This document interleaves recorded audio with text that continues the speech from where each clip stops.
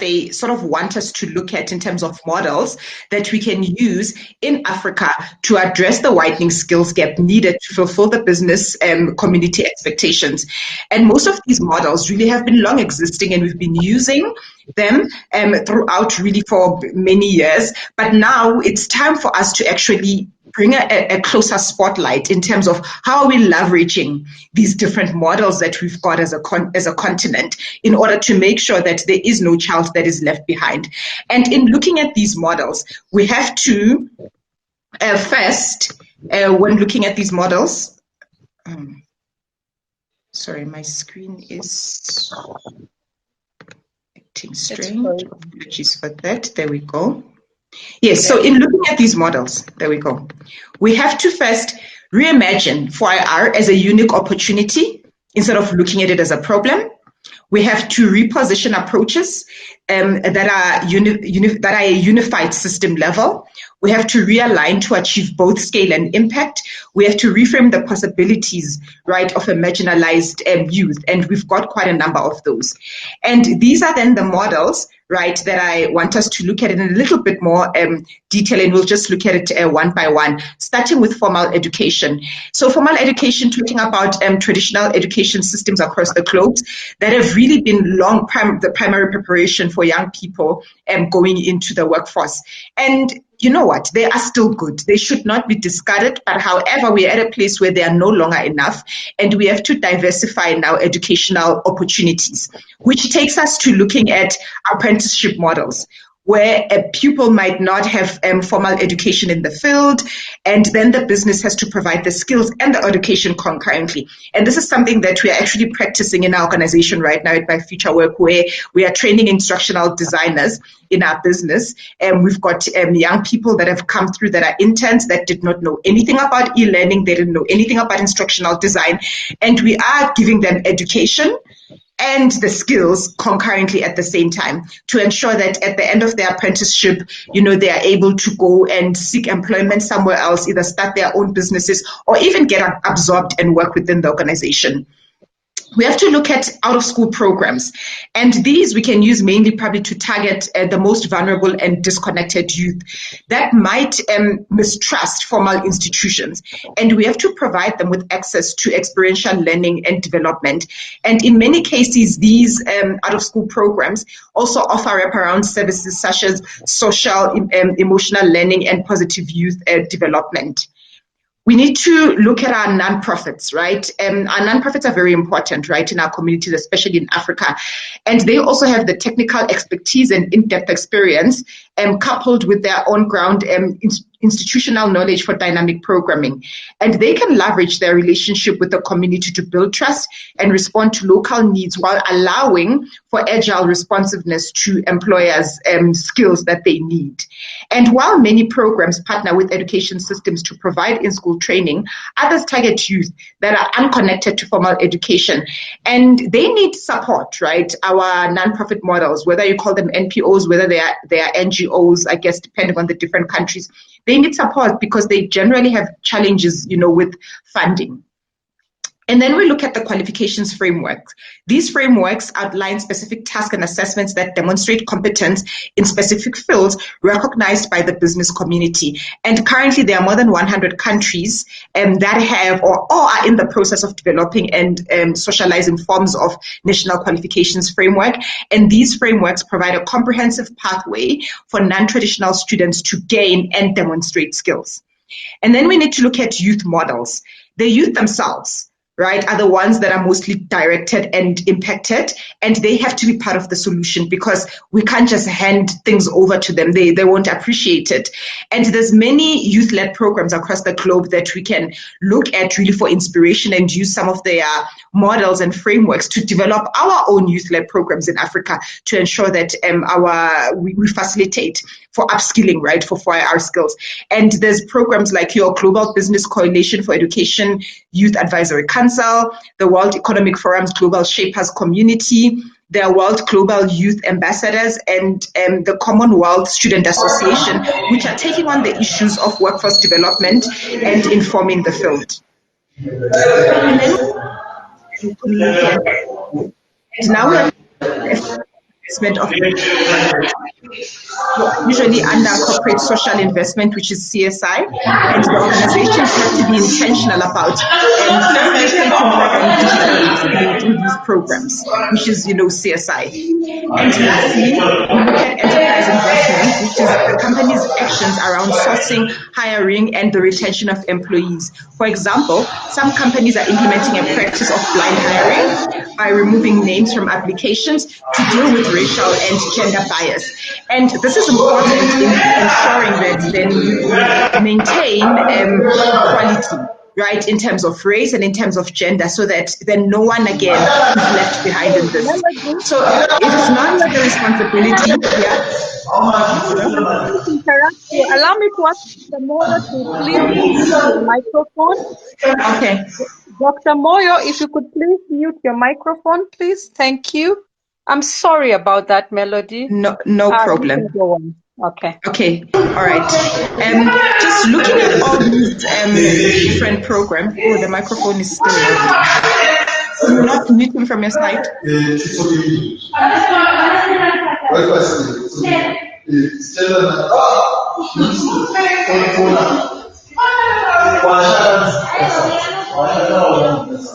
Dr. Moyo, can hear me clear? Dr. Moyo, please mute your microphone. Oh my.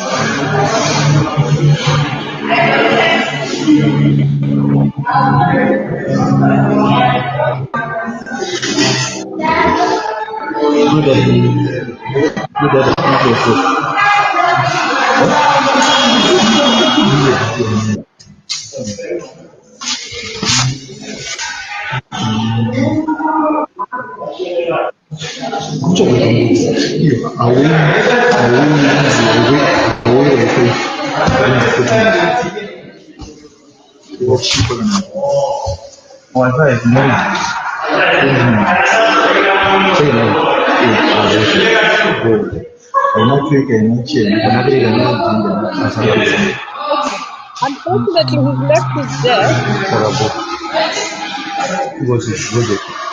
I'm trying to get him muted. I'm trying to reach anyone here. I'm sorry about that.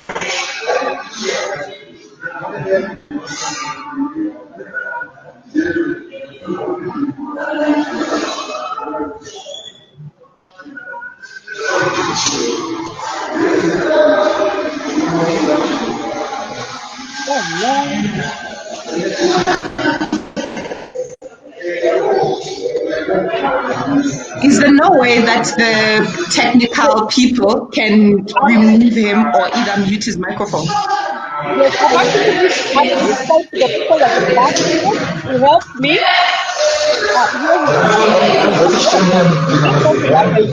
I'm reaching out because he doesn't seem to have his phone on him. Somebody has called him. There's no way that we can remove him. Let me see if I can have him. Yes.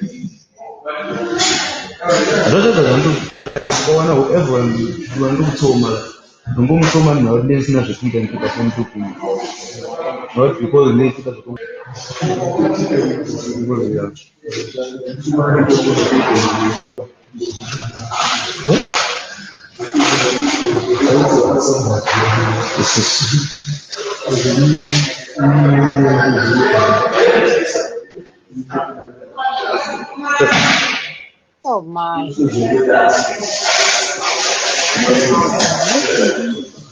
Dr. Moyo, Dr. Moyo, if you can hear me,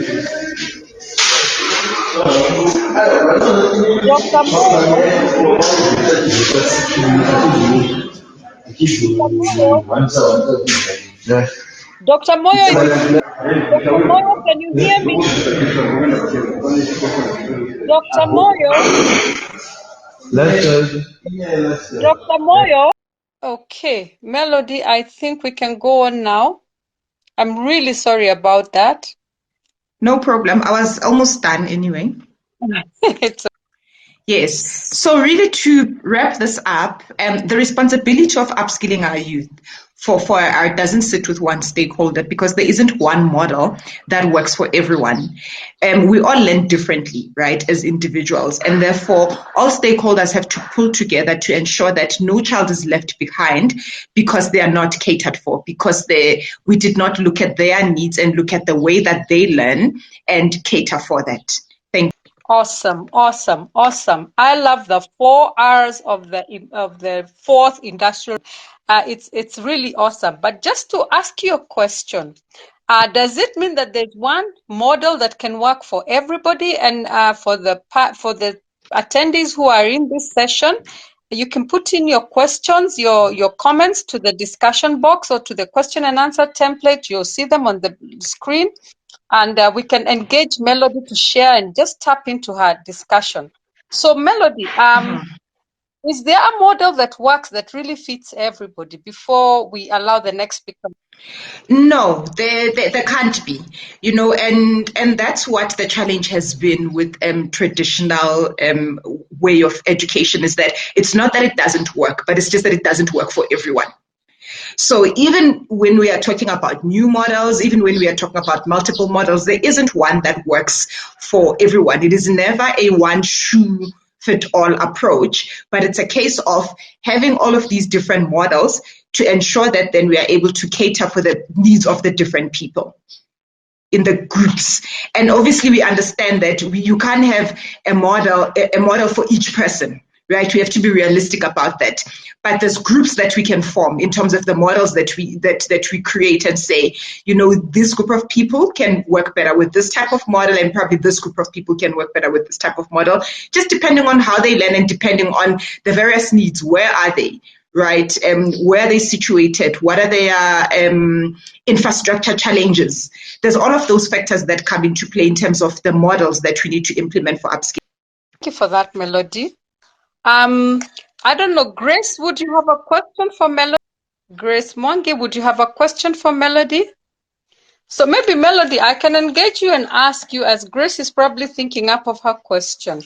Looking at our education system and looking at the burgeoning numbers of youth in our society today, what would be a recommendation to governments? And this is really a big question. Figure out which way you will attack it. What would be a possible recommendation for governments to be able to prepare our youth better to join the? It becomes a case of coming up with a framework, right? And I'm going to use an international example.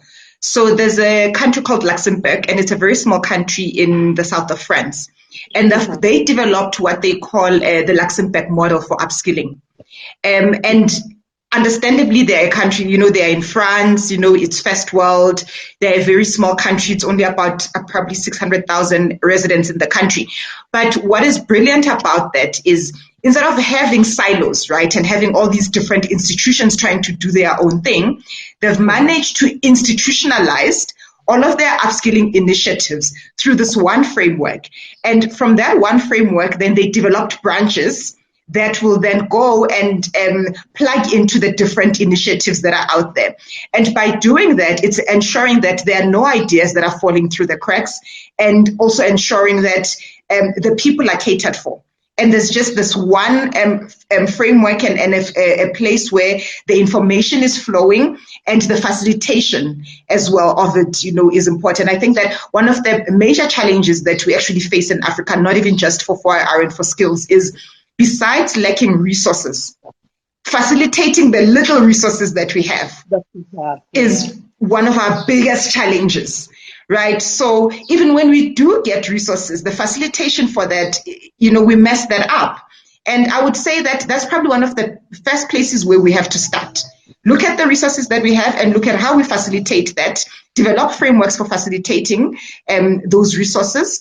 And I think that then we'll be well on our way to be able to see what needs have not been catered for, which people are still being left behind, and then we are able to come up with solutions on how to bring them. Awesome. And maybe just one more, if I could just throw this again to you. Yes.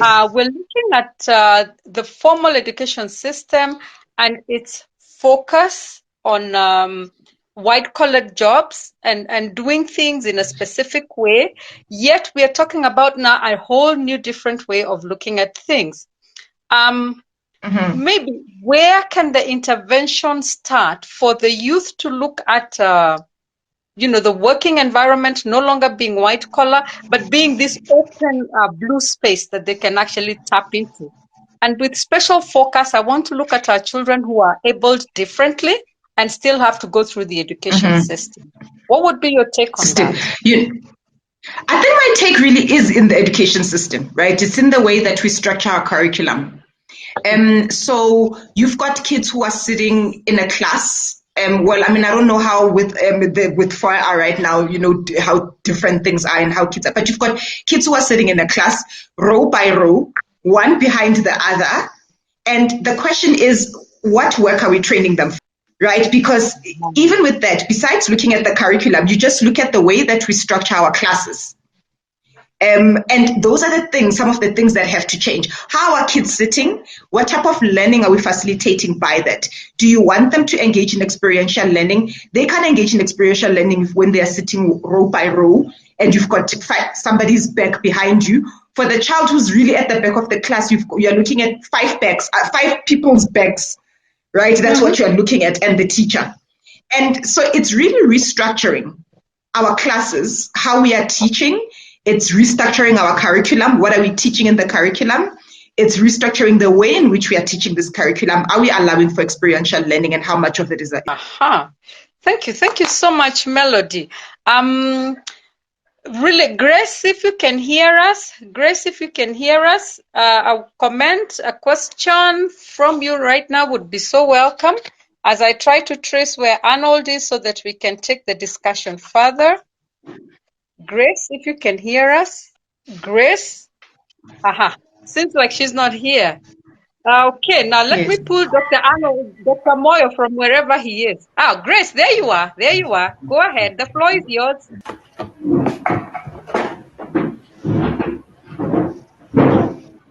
Good afternoon, Grace. Good afternoon. Welcome to the session.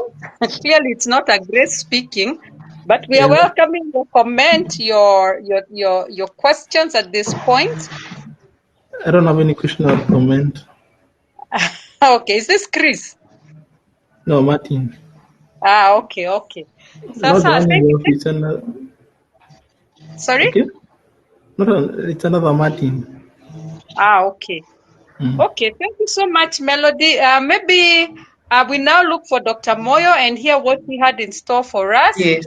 And then we can push the session to the next level. Okay, let me pluck him out. I hope he's gotten a safe place to speak. You can continue engaging Martin as I look for Dr. Arnold. Dr. Moyo. Wow. Welcome, Rachel. We seem to have lost Dr. Moyo once. He muted himself out of the situation completely. Melody? Oh, sorry about that. Maybe we can just continue engaging. He will find us along the way. I like the Luxembourg example that you have shared with us of the model for upskilling and how it has been shared into the country. Maybe you could give us, are you aware of any African countries that have been able to, tap into the youth potential in this season? And what are some of the practices from your field experience? Sure. Not much. And sadly, I mean, I haven't seen much. I mean, if it's there, I haven't come across it, right? Mm-hmm. So unfortunately, there isn't much, right, when it comes to this. And this is really the time, and I guess we have to be the initiators of it. I mean, you find pockets of stuff, of work that's being done by mostly American organizations. You look at like Google, Google has launched a platform for digital skills for Africa, your Microsoft and Liquid Telecoms, your IBM Digital Nation. And so you find that, and you find other African companies, right, that are initiating that. But I can't say that there's a country where I see work that has been done at a country level and say that, we've got this country in Africa and this country has, is doing this thing. There isn't. I mean, even for us here in South Africa, it's a lot more talk than action. So there's a lot of conversation around it, but there isn't a lot of impact that, that we see with regards to that. Yeah. Okay, if I could just share my Kenya experience, what we see in Kenya in terms of after the formal education and in apprenticeship, we have quite a number of organizations, again, run by foreigners, looking at how they can offer the apprenticeship model, and it runs wholly. And now that caters for those who lacked completion in formal education, and those who just have the formal education but really no money to go on to technical training institutions or anything. And they kind of act as a bridge into the industry. And yes, we find that those are doing quite well, which then begets the question that I had posed earlier. Is there a model that works well and can be applied in isolation? Yeah, so that's my Kenya experience. I would have loved to go and learn from those that are doing it and doing it right. Yes. Yeah, definitely. Looking at our educational institution and these tertiary education institutions now, what would be the ideal situation? Again, this is based on your experience and based on your understanding. What would be the ideal situation of an interaction period post-formal education within the apprenticeship system to be able now to branch off into, formal employment? What would be ideal to be able to gain those hands-on skills, irrespective? I mean, I guess it depends on the qualification, right, and the profession. And I think it's a difficult question to answer, I guess, in that sense. I mean, here in South Africa, most of our graduate programs that you get, like apprenticeship, they run for a year. And in that year, so a lot of them run for a year, and that's what the average time is. But so some of them you get where you find that in that year, the person is ready, right, at the end of the year.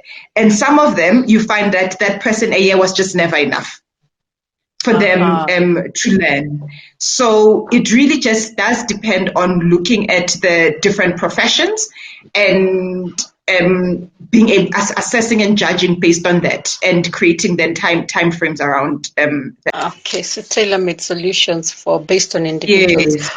Okay. On the profession. Okay. Well, I don't know where our daktari has gone. Our doctor is lost somewhere in the woods. And what happened to Michael? I don't know what happened to Michael. He doesn't seem to be anywhere on any of the platforms because I'd reached out to them on the WhatsApp group and on their phone number, and none of them are being picked. So I really don't know what's happening. Yes. But we've had a lively discussion, if you ask me. Yes, definitely.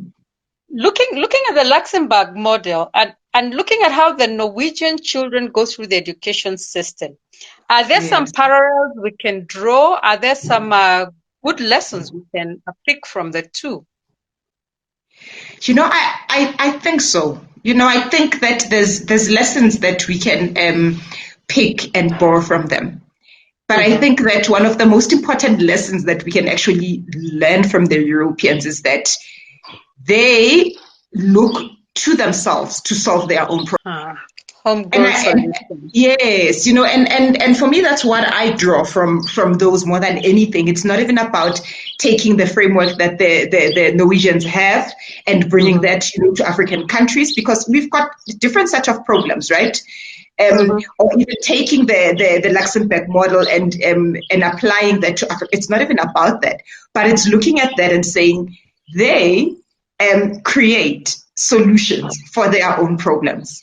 Whereas we sit with the opposite issue. Every time we face a problem as Africans, we are first looking to the West, running to the West. How do you help us solve this problem? And I think what we can learn from them is us solving our own problems, starting to look into ourselves to come up with solutions for our own problems, because we know our problems better.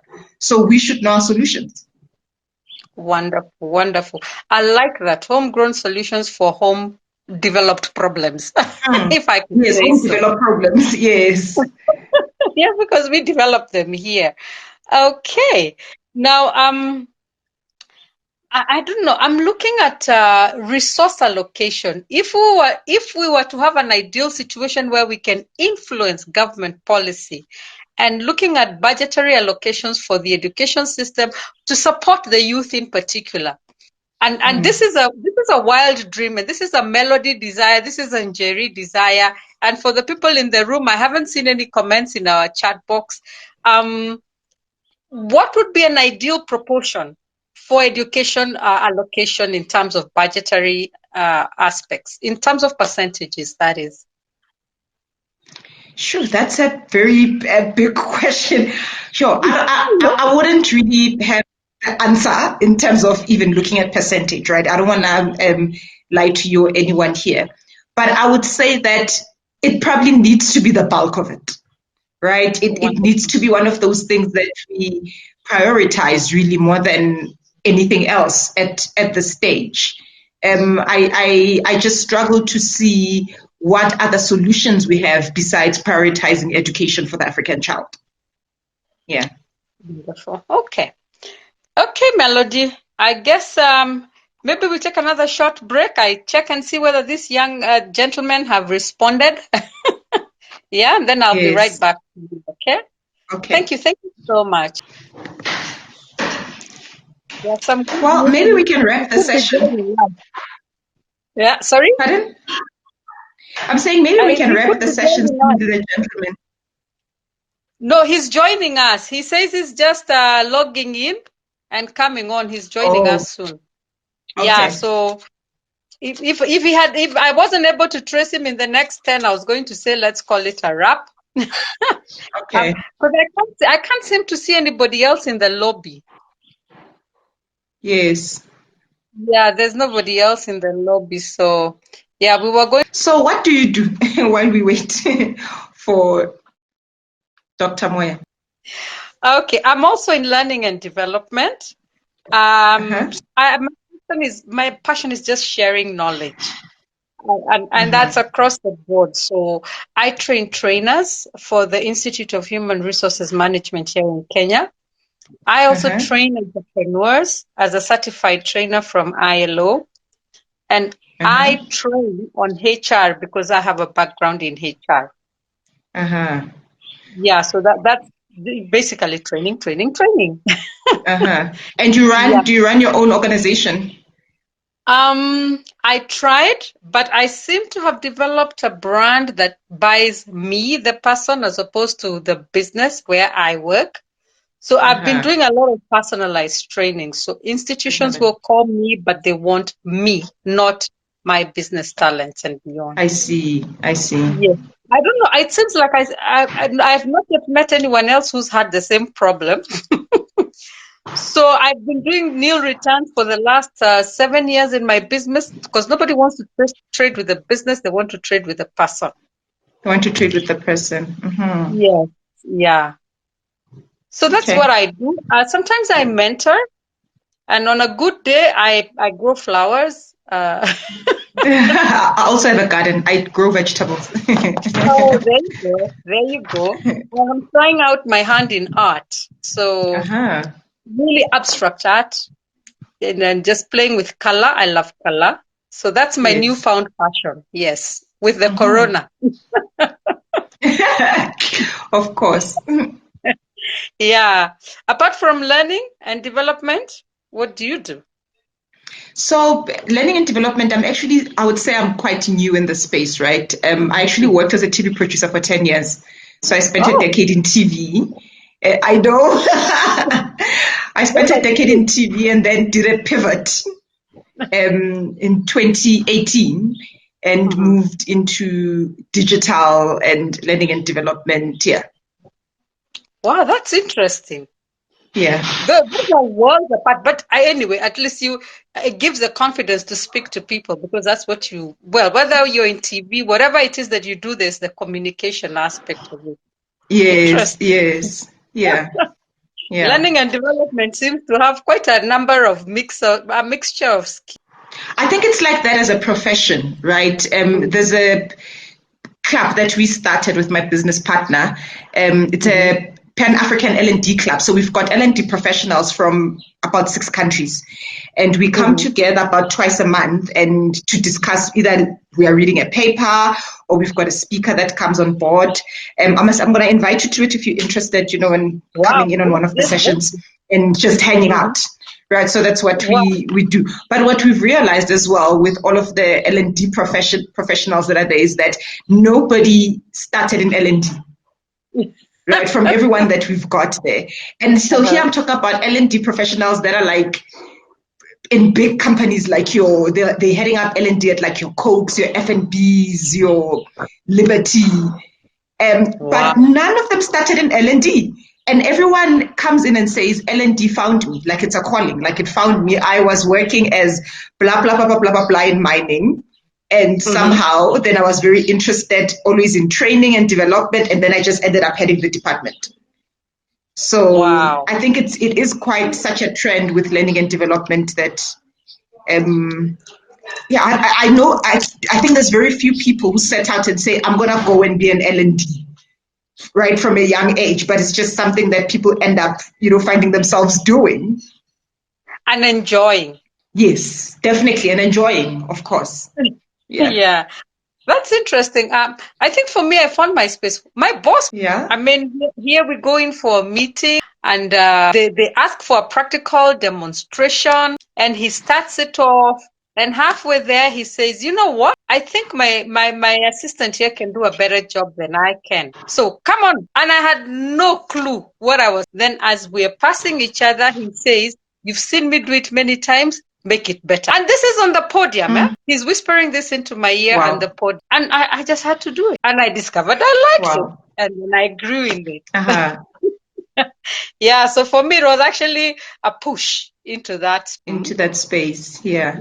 But I would be interested in joining them, and let's see where it goes. Who knows? Okay. This is the fourth industrial revolution. Yes. Let me send you an invite on LinkedIn because I think that will probably make it easier, and then we can connect from there. And I can send you the details. Okay, by all means too. So I at the meetings normally, what mode do you use? Google Meet? So it's usually on Google Meet. So your profile here says, is this the one that says accountant at public sector? No? No. That's not you, right? No. That's not me.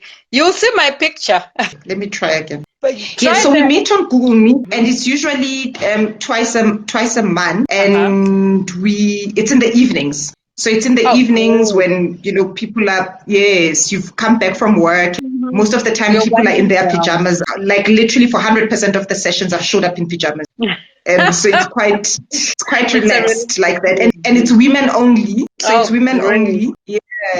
I can't seem to find you on LinkedIn. I don't know why. Jerry Ndongo, try the NGU at the end. Make it a G apostrophe U. And it's NDUNG apostrophe U. Also, it's NGU. Oh, it's because here there's no N. Yeah, they've misspelled it. I should get I Martin see. and slaughter him for that. There you go. Found you. You found me, yeah? Great. Ndugu, the way they've spelled this in Kiswahili means a friend. Aha. Yeah. Oh. Which is probably why I haven't made a fuss about the misspelling of the name. I don't seem to see him here. I don't seem to see him coming in anytime soon. And on WhatsApp he said he's changed locations and he's trying to log. So we have an hour. We have still 45 minutes to go. Call it a wrap. If he does come in, I'll send you a word on WhatsApp and you can Okay. rejoin. Is that okay? Yes, that's fine. Okay. But this has been great, and it's been a pleasure meeting you. Like, if anything, this was worth it for meeting you. Well, you bet it was. Thank you. Thank you so much. The pleasure is all mine. And just keep an eye on your WhatsApp. I'll alert you should he join us. Okay. All right. Thank you. You're welcome.